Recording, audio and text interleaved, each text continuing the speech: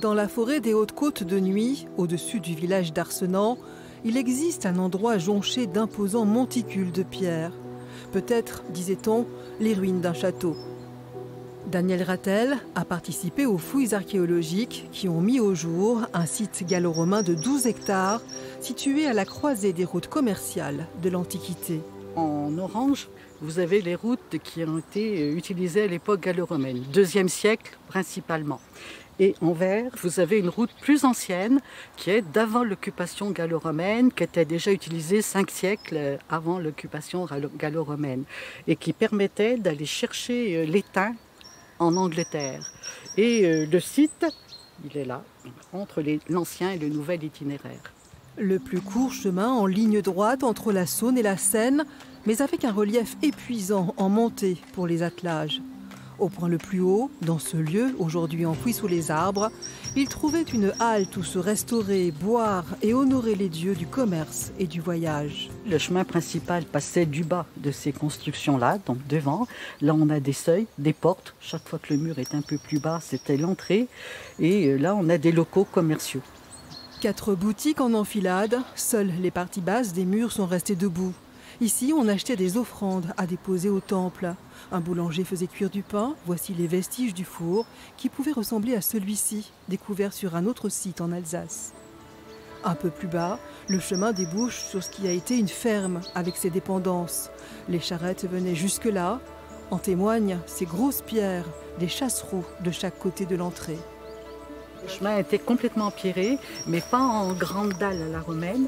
Il était en petits galets bloqués. Voilà. Il faut imaginer ici une habitation de 7 à 8 mètres de hauteur, avec un étage. À l'arrière du bâtiment, voué aux activités agricoles, les archéologues ont découvert des graines, de l'orge, du blé, des lentilles, torréfiées par un incendie. C'est l'INRA de Montpellier qui a conduit les études et qui nous a permis de dire aussi comment ces graines étaient cultivées en mélange sur le plateau. Donc de savoir que c'est un grand découvert au soleil sur les 10 hectares de culture. Là sont les informations des laboratoires. À une trentaine de mètres de la ferme, le temple gallo-romain. Et juste à côté, un lieu de culte primitif, un emplacement choisi par les Celtes pour la nature de la roche au sol. Du calcaire de l'humitisé, donc ça nous donne de l'ocre jaune, la couleur du soleil pour eux, la couleur des dieux. On a là la tradition celtique où on n'enferme pas le dieu, c'est qu'une plateforme, on discute avec les dieux à travers les feuillages sur une plateforme en matériaux bruts, alors que là on a l'adoption des techniques romaines, gallo-romaines, avec une cella au milieu, une tour où le dieu loge, et autour un déambulatoire pour faire justement les circonvolutions dans le sens du soleil. À proximité du temple, un bassin de 4 mètres de diamètre pouvait contenir jusqu'à 12 mètres cubes d'eau de source filtrée par du charbon de bois.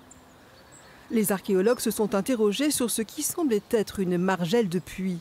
C'est en fait la délimitation d'un endroit où il fallait éviter de marcher, devenu sacré après avoir été frappé par la foudre. Comme la foudre est tombée sur le sanctuaire, pour les occupants, ça voulait dire que les dieux ne voulaient plus qu'ils soient là.